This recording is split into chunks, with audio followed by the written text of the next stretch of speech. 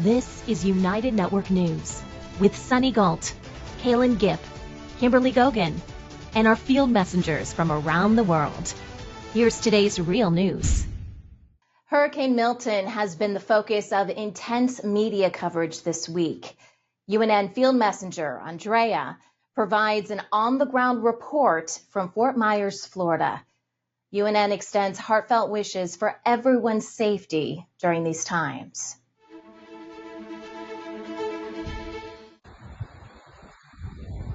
Hello, this is Andreia, reporting for United Network from Fort Myers, Florida. It's October the 9th, around 1 p.m. And let me tell you, the first part of the day in the morning, we were hit by a tornado. So it's a very unusual occurrence for one geographical position to be hit by both tornadoes and hurricanes in the same time, which goes further in supporting the premises of a manufactured weather event. It's very sad that this is allowed to happen to humanity. I will keep you posted as throughout the day as I am hoping to make it through the hurricane.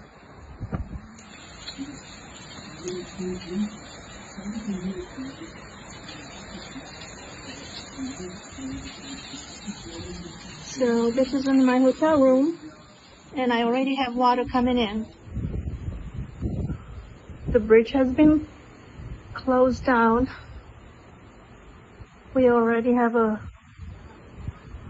casualty, looks like a boat.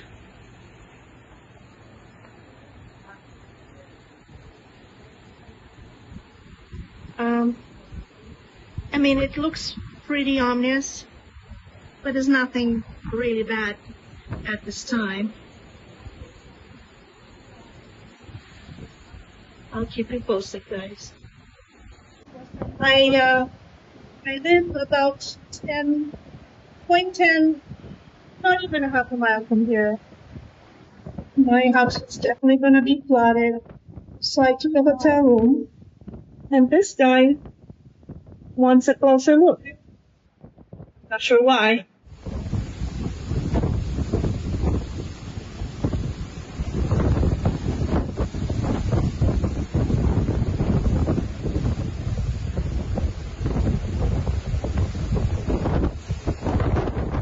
I don't think I'm high enough. The surge is already starting. As you can see, the water level is almost reaching the little bridge. And our guy is still there. What in the world are you doing? Oh, and there's another one coming in. People, get back into your homes. And it's gonna be quite a night. Stay safe. And I hope these guys are going back to shelter. Talk to you soon. Good morning. So, as you can see, there's a little damage on that little fence there. There was some flooding. I haven't gotten to my home. We're not allowed to go on the streets just yet. They haven't cleared it. Only crews,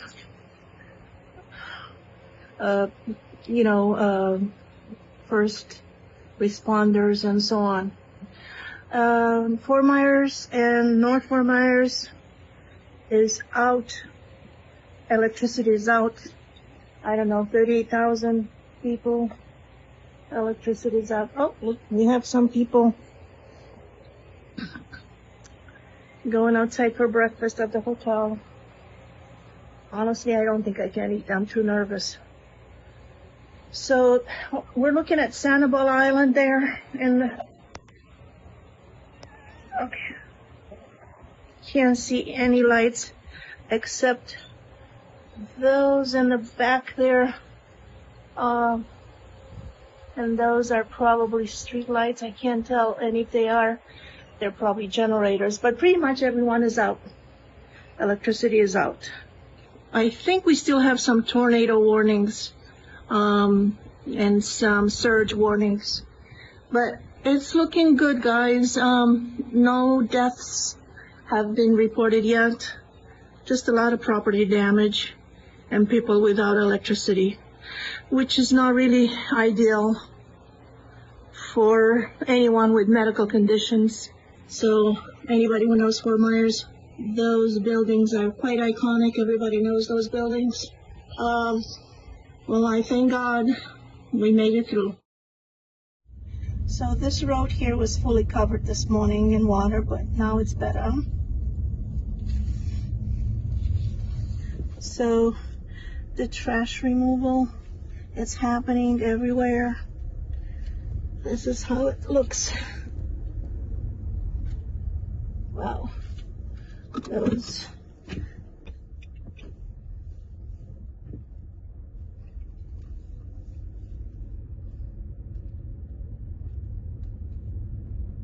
Okay.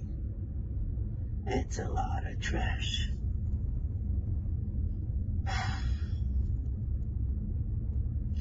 PTSD, man. Ian was like this, time 20.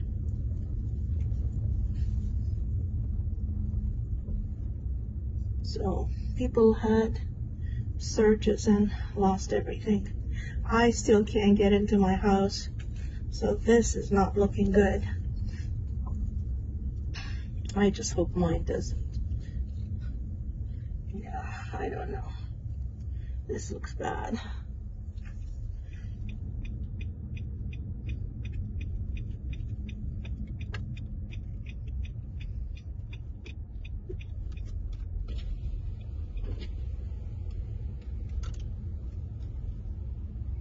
Did you guys get any water?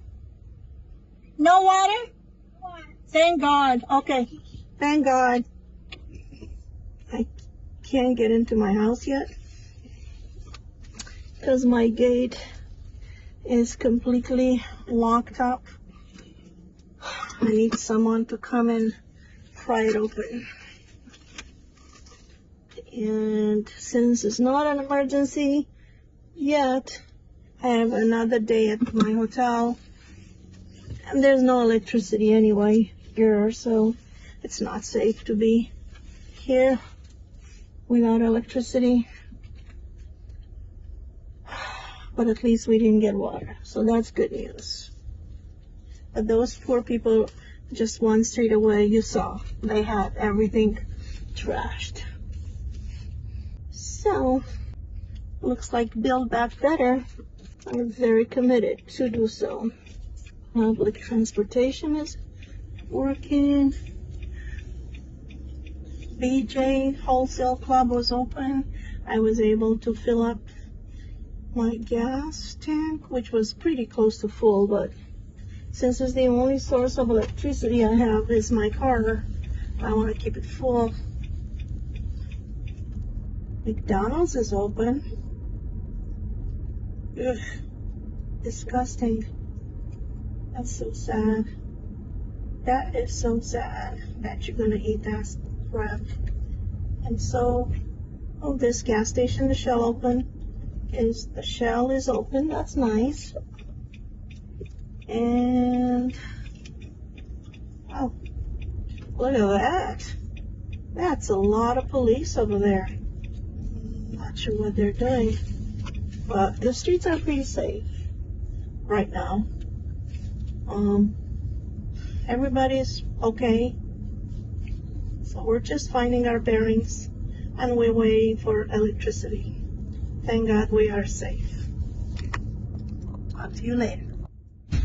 Baxter International, a leading U.S. supplier of hospital, intravenous, or IV fluids and dialysis solutions, announced a temporary shutdown of its facility in North Cove, North Carolina.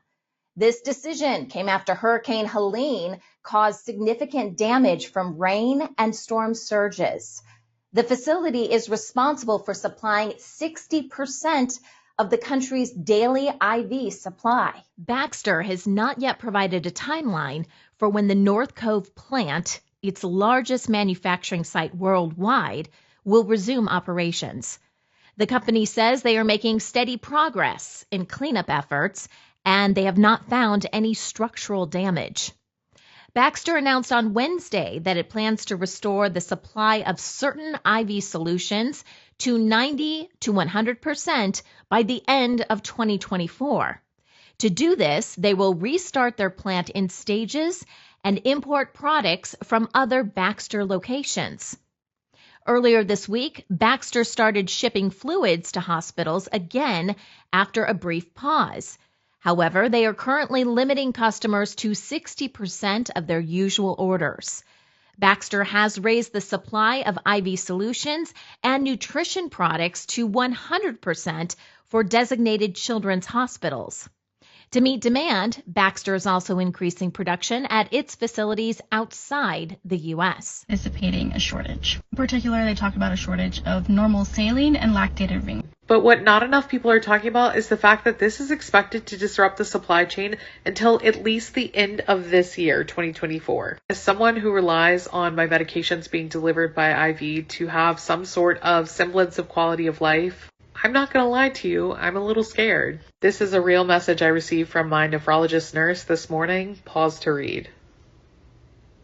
And I was told that even if we can find a place that can do them right now, it would likely be half of my prescribed dose. Because hospitals are being told by Baxter that they are going to be receiving 40% of what they used to receive in deliveries. Obviously, my heart goes out to those impacted by Hurricane Helene and the more recent Hurricane Milton. But this is just one of the many ways that chronically ill and disabled folks and their families have been impacted by these natural disasters. My condition, when left untreated, can lead to very scary consequences like heart arrhythmias or even unaliving.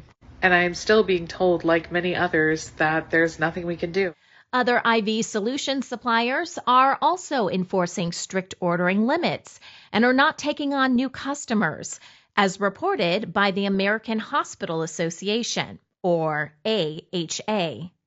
The AHA, representing 5,000 hospitals and health systems, has expressed concerns about shortages of essential medical products. It has requested the federal government to permit hospitals and health systems to prepare sterile IV solutions within their own pharmacies. Also, they asked for a waiver of the 1-mile rule, which would allow providers to distribute these products amongst their facilities without needing a patient-specific order. Other suggested solutions include sourcing sterile IV solutions from international manufacturers and extending the expiration date of IV and dialysis solutions. The AHA also proposed declaring a national emergency, which would relax certain Medicare and Medicaid rules, and urged the use of the Defense Production Act.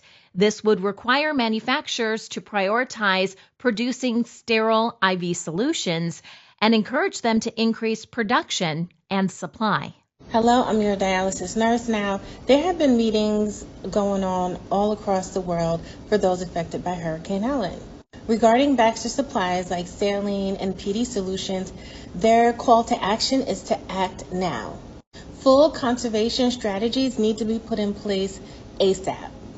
Conservation strategies have been put in place already by any facility affected by the shortage, both hospital and clinics. There is an allocation list. There was a press conference release that Mass General Brigham is only expecting to receive 40% of what they usually get from Baxter. Now, there are more conservation strategies that have been put in place for this shortage. Please follow your dialysis nurse to stay up to date. Facing a shortage of IV fluids, hospitals and health systems are implementing specific measures to conserve supplies. Some systems have had to reschedule or cancel elective procedures due to these limitations. Okay, so one of the conservation strategies that is being put in place for those affected by the shortage of PD solution with the Baxter Company and the hurricane.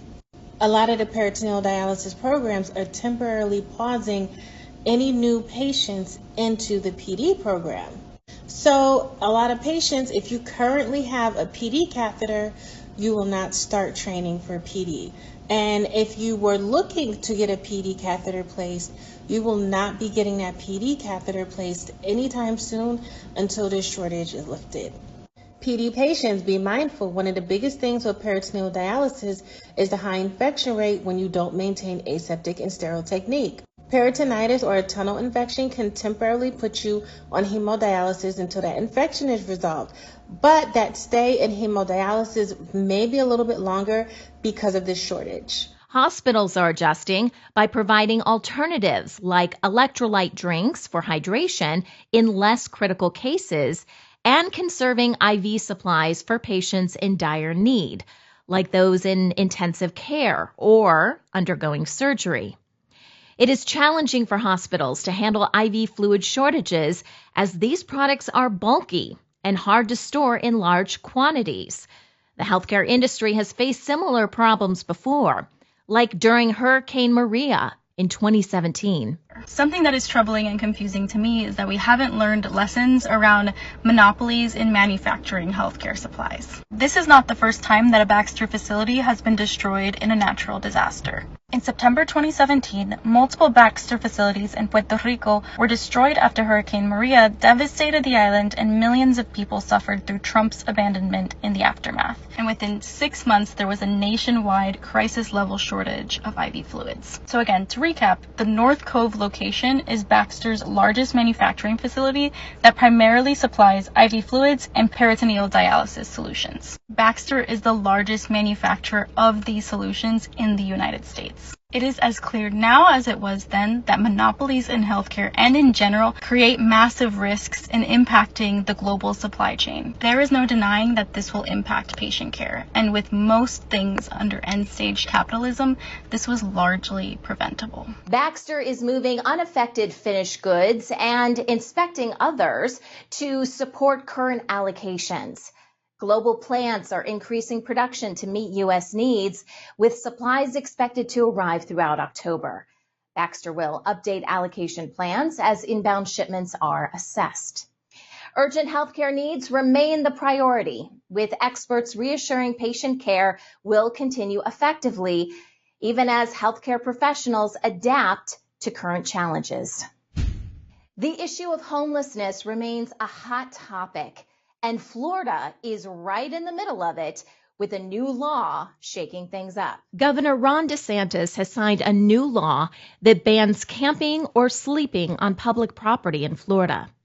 He claims the law reflects the state's commitment to maintaining law and order while also offering support to help the homeless regain stability. According to reports, there's an estimated 31,000 homeless individuals in Florida. Governor DeSantis says this number is much smaller than both California and New York, but it's still hurting taxpayers. We've seen homeless population throughout the country grow between 2019 and 2022 by 3%. Over that same period of time, Florida's population of homeless declined by 11%. So when you're going in the right direction, that's good. But when you're going in the right direction against the national tide going in the other, that's even better. So we've seen what this has done to these communities, and we don't want that to happen here in the state of Florida. So that's why today I'm signing HB 1365. It will help maintain and ensure that Florida streets are clean and that Florida streets are safe for our residents. Homelessness is a challenging issue affecting millions globally, with more than 500,000 people experiencing it on any given night in the U.S. alone. Poverty, mental health issues, substance abuse, and the lack of affordable housing are just some causes. Despite efforts to address these problems, homelessness continues to surge. This new law, which took effect October 1st, is stirring a lot of conversation as it's considered one of the strictest measures against homelessness in the country. Imagine living in a country, right, where, you're going to raise the rent, you're going to raise the cost of living, but you're also going to ban people from being homeless. It makes no sense, right? Like, How do we ban people from being homeless when you guys have the rates high as can be? It makes no sense. Like, people can't even afford to literally get a spot for them to live, let alone put food on the table, let alone literally furnish the house. Like, it mind boggles me that this is the country that we real deal live in. Critics also argue the law is more about moving homeless people out of sight rather than genuinely solving the issue, and does not address the root cause of homelessness. They say these laws further marginalize an already vulnerable population and push them into the criminal justice system. Supporters believe it aims to address homelessness more effectively by allowing local strategies. Beginning January 1st, 2025, residents, business owners, and the state of Florida will have the right to sue municipalities they believe are not adequately preventing homelessness in public areas like parks and benches. Some say this puts unnecessary pressure on already stretched thin communities.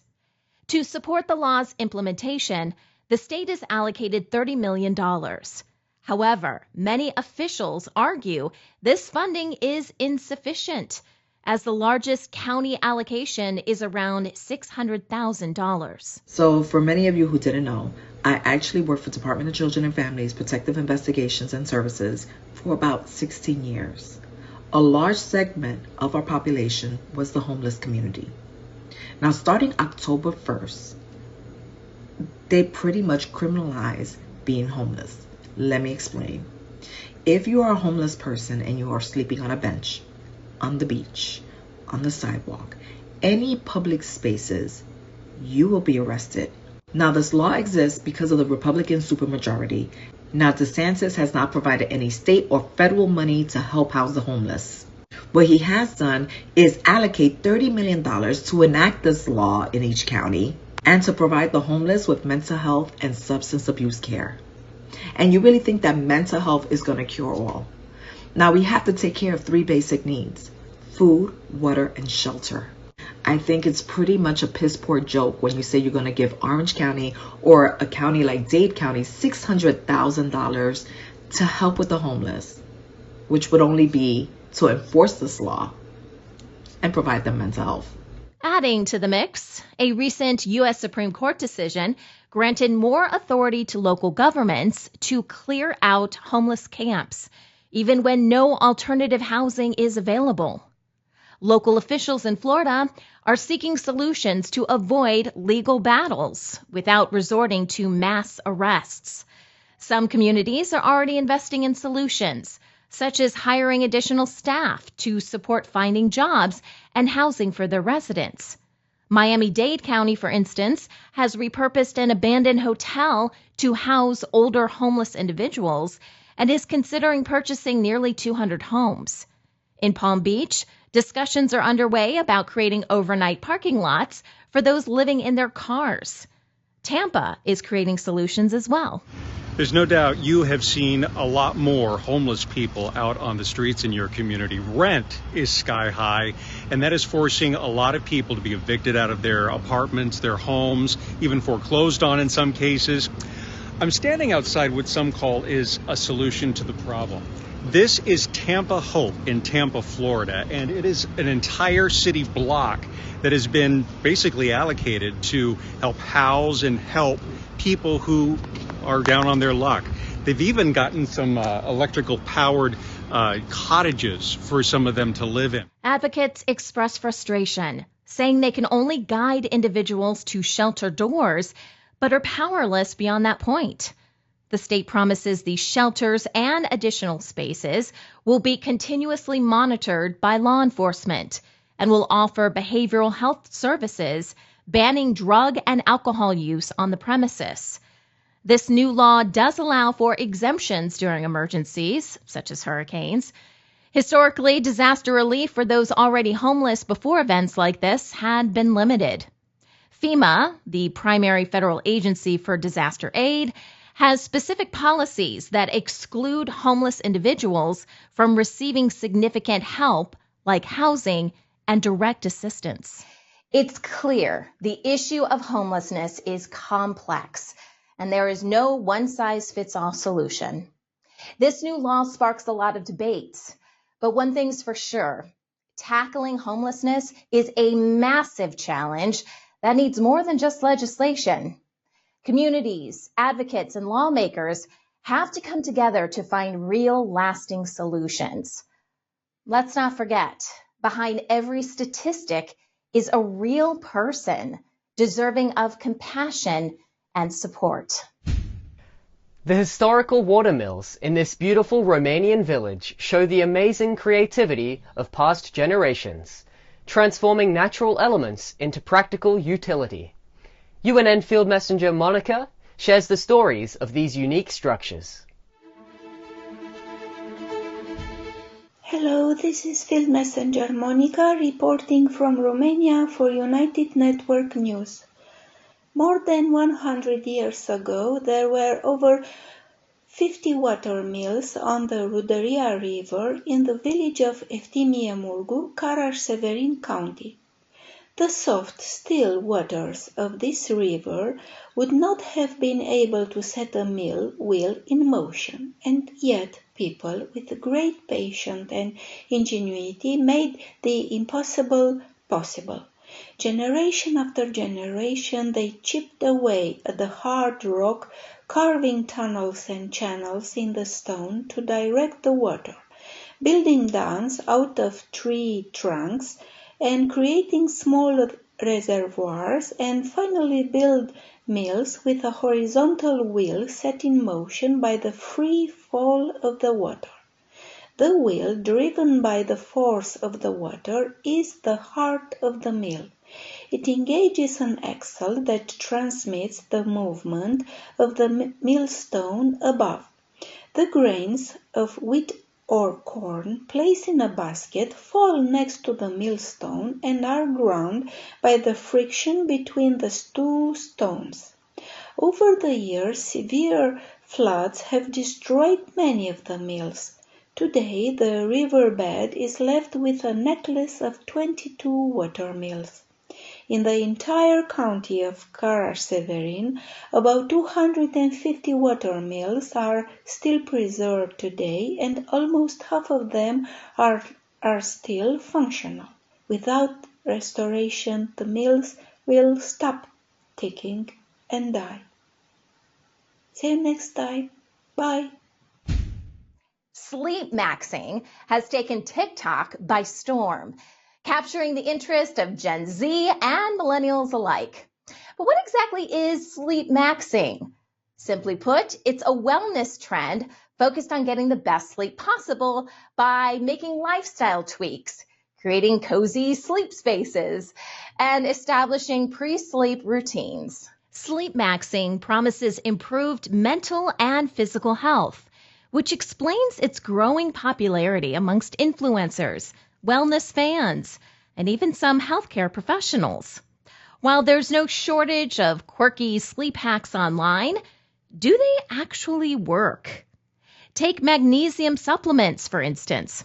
Some people find them helpful for better sleep, but they aren't for everyone. Too much magnesium can even upset your stomach.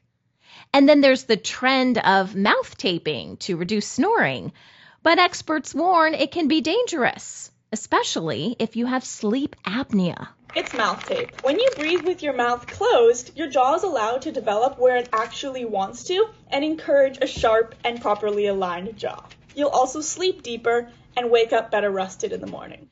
Weighted blankets and various sleep gadgets are also popular for easing anxiety and encouraging relaxation.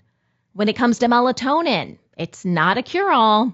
It can help with temporary sleep hiccups like jet lag, but experts caution about taking doses higher than the 0.3 to 5 milligram range. Melatonin is a hormone secreted by your brain. The signal is time for sleep. If you take too much melatonin, your body will stop producing naturally because it will think that it is getting enough from outside. It is generally safe to take for insomnia and jet lag, and it has been also shown that a lower dose, such as 0.5 milligrams, is even more effective than higher doses. This is why I recommend starting with the 0.5 milligram dose, and in fact, fact, your body produces 0.3 milligrams naturally. Potential side effects of taking too much melatonin include daytime drowsiness, headaches, stomach upset, nightmares, and can even affect your reproductive hormones. Exploring some unconventional sleep hacks may lead to surprisingly restful nights.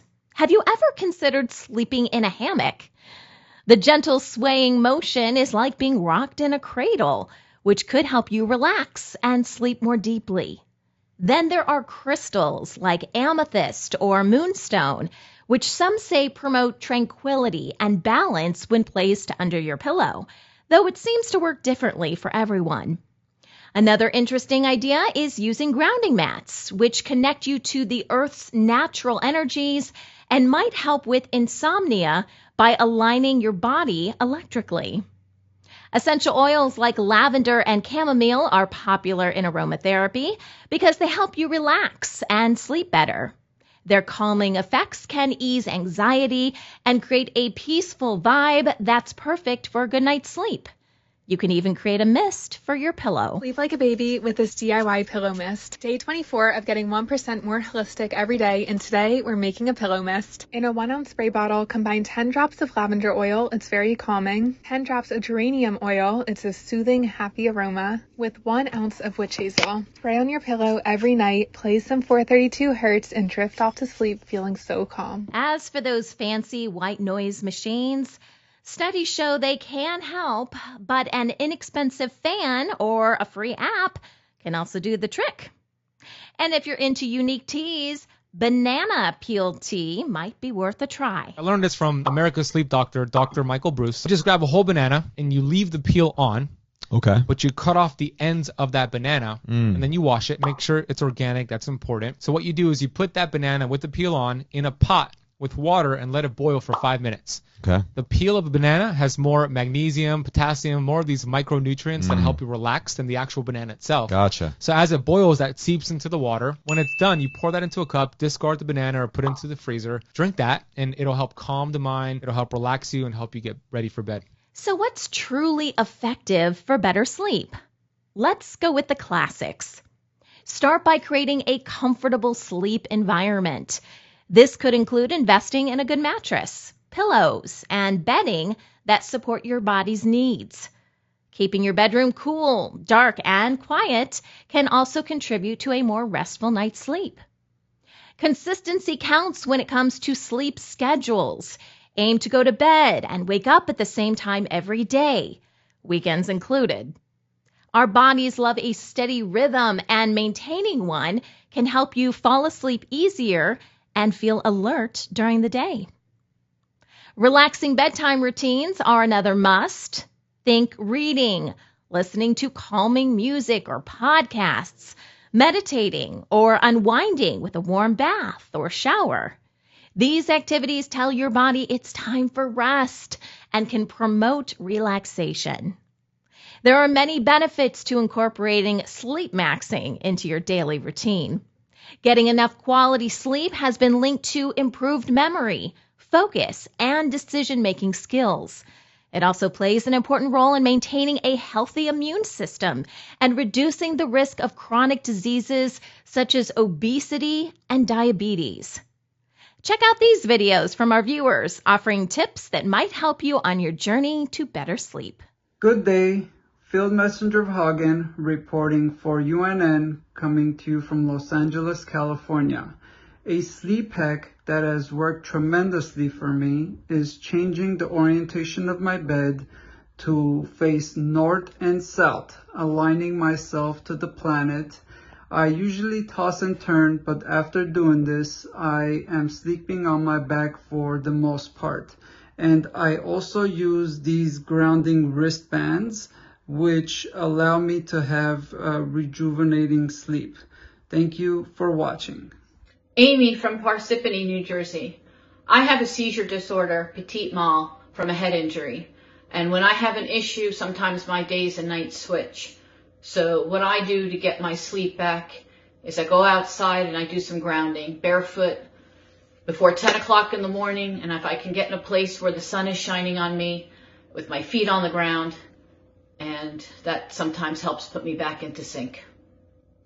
Hi, I'm Lori from Northeast Ohio, and one of the things that I noticed that maybe helped me sleep better is I started taking taurine, 500 milligrams at night before I go to sleep on an empty stomach. I'm only 5'1.5", so I don't know if that would be good for everyone, but I don't take any other medications, so I'm not sure about drug interactions. It's an amino acid, and but I've noticed my quality of sleep has been much better. I'm 58, and my sleep was terrible since 50, and now I'm starting to notice a difference since I started taking it. Thanks. My sleep hacks are to turn off devices, phones, and computers 2 hours before going to sleep, turn on some meditative music, that always works, do some gentle stretching, and to have the last thoughts in my mind before I go into that deep, peaceful sleep are to be a mantra, a prayer, a meditative discussion, conversation with God, with the Almighty, to turn these nighttime hours into being something fruitful, into being just sleeping, into being an all-night continuous meditation. Thanks, UNN. Hello, this is Karen from the west of Ireland, reporting for UNN. So my tips are meditation before you go to bed to clear your mind, to calm your mind, fresh air in the bedroom, open the window, no PC, no e-reader, no TV, nothing for at least 1 hour before you go to bed. And go to bed before midnight, because the time you spend sleeping before midnight counts double. Advocates of sleep maxing are encouraging people to view sleep not just as a necessity, but as a lifestyle choice that enhances productivity, mood, and overall well-being. The idea is simple: maximize your sleep to maximize your life. In the end, sleep maxing is all about finding what works best for you. Simple tweaks can make a world of difference, so don't stress over trying every trend. The goal is to ensure you wake up feeling refreshed and ready to tackle the day. So why not give it a try? Sweet dreams. Infrared hot yoga is a modern practice that blends traditional yoga with infrared heat technology. It helps improve flexibility, boost circulation, and detoxify the body. UNN Field Messenger Kim explores the benefits of this type of yoga.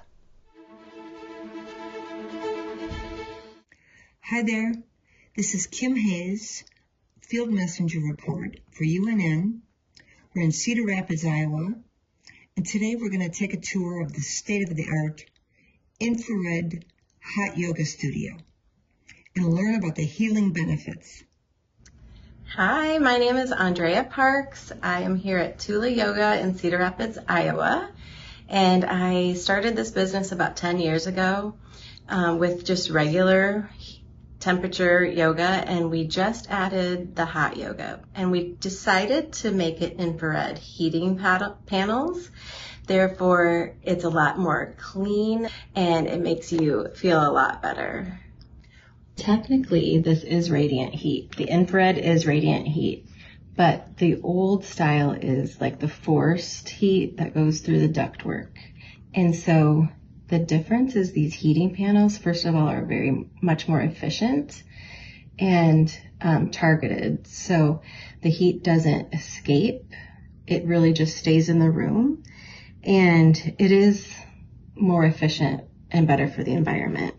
From a physical standpoint, the infrared heat penetrates about an inch and a half, apparently, into the muscles. It's really great with pain relief. I've heard people talking about how they like to sit in infrared saunas for pain relief. Well, this is like a giant infrared sauna, but you're moving around in it. Or you could do gentle yoga too, or even meditation in here. But pain relief is a big one because it directly penetrates the tissue, the muscles, and the joints, and it's used therapeutically for healing and regeneration. Thanks for watching. I hope you enjoyed. Kim Hayes signing out. Thank you. There's so much misinformation online this week with the hurricanes and tornadoes. This is why our field messengers are so important. It's your opportunity to tell the world what's really happening. Take the next step and join our weekly field messenger meetings. Learn more at unitednetwork.earth.